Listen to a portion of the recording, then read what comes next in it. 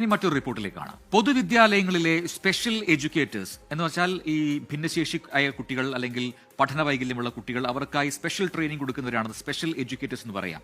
അവരുടെ സ്ഥിര നിയമനം വൈകുന്നതിനാൽ വലിയ ബുദ്ധിമുട്ടിലാണ് സംസ്ഥാനത്തെ 3000-ഓളം അധ്യാപകർ. സുപ്രീംകോടതി ഉത്തരവുണ്ടായിട്ടും സർക്കാർ നിയമനം നൽകാത്തതാണ് പ്രതിസന്ധിയാവുന്നത്. വിഷയത്തിൽ ഇനിയെങ്കിലും സർക്കാർ നടപടി സ്വീകരിക്കണം എന്നാണ് ആവശ്യം.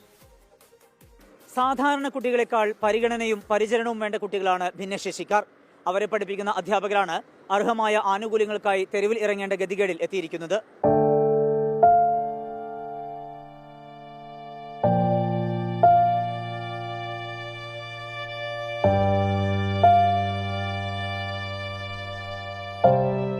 ഏറെ ക്ഷമയോടും കരുതലോടുമാണ് ഇത്തരം കുട്ടികളെ സ്കൂളുകളിൽ പഠിപ്പിക്കുന്നത്.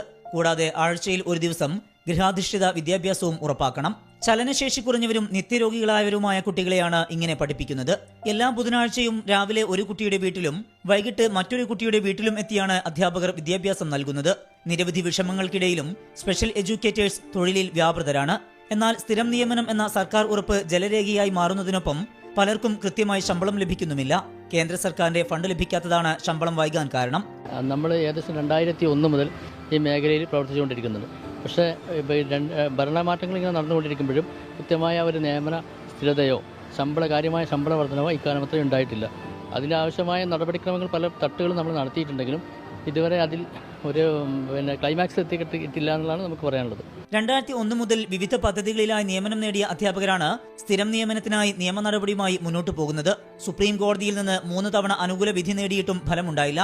സുപ്രീം കോടതിയിൽ സംസ്ഥാന സർക്കാർ സമർപ്പിച്ച സത്യവാങ്മൂലത്തിൽ 9355 പോസ്റ്റുകളാണ് വേണ്ടത് എന്ന് വ്യക്തമാക്കുന്നുണ്ട്. എന്നാൽ നിലവിൽ 2886 അധ്യാപകരാണ് സംസ്ഥാനത്തെ പൊതുവിദ്യാലയങ്ങളിൽ സ്പെഷ്യൽ എഡ്യൂക്കേറ്റേഴ്സായി ജോലി ചെയ്യുന്നത്. സ്ഥിര നിയമനം എന്ന് പറഞ്ഞാൽ സുപ്രീം കോടതിയിൽ നിന്ന് നമ്മളെ സ്ഥിരമാക്കാൻ വേണ്ടി ഇപ്പൊ 3ാമത്തെ പ്രാവശ്യമാണ് ഓർഡർ വരുന്നത്. പക്ഷേ ഇപ്പൊ അവസാനത്തെ അന്തിമ വിധിയാണെന്നും പറഞ്ഞിട്ടാണ് 2025 മാർച്ചിൽ വിധി വന്നിരിക്കുന്നത്. പക്ഷെ ആ വിധിയെ പോലും കാറ്റിൽ പറത്തിക്കൊണ്ടാണ് നമ്മളെ സർക്കാർ മുന്നോട്ട് പോകുന്നത്. കാരണം മറ്റ് സംസ്ഥാനങ്ങളിലെല്ലാം സ്പെഷ്യൽ എഡ്യൂക്കേറ്റേഴ്സിനെ സ്ഥിരപ്പെടുത്താനും ഇന്റർവ്യൂവിനും മറ്റെല്ലാ ആക്ഷൻസും തുടങ്ങിക്കഴിഞ്ഞു. പക്ഷെ നമ്മുടെ നാട്ടിൽ ഇന്ന് വരെ ഒന്നും ചെയ്തിട്ടില്ല എന്നാണ് ഞങ്ങൾ മനസ്സിലാക്കുന്നത്. അധ്യാപകരിൽ ഏതാനും പേർ ഭിന്നശേഷിക്കാരായ വിദ്യാർത്ഥികളുടെ രക്ഷിതാക്കൾ കൂടിയാണ്. പ്രത്യേക പരിഗണന അർഹിക്കുന്ന കുട്ടികൾക്ക് എല്ലാ ദിവസവും സ്പെഷ്യൽ എഡ്യൂക്കേറ്ററുടെ സേവനം ലഭ്യമാക്കണമെന്നാണ് സുപ്രീം കോടതി വിധി.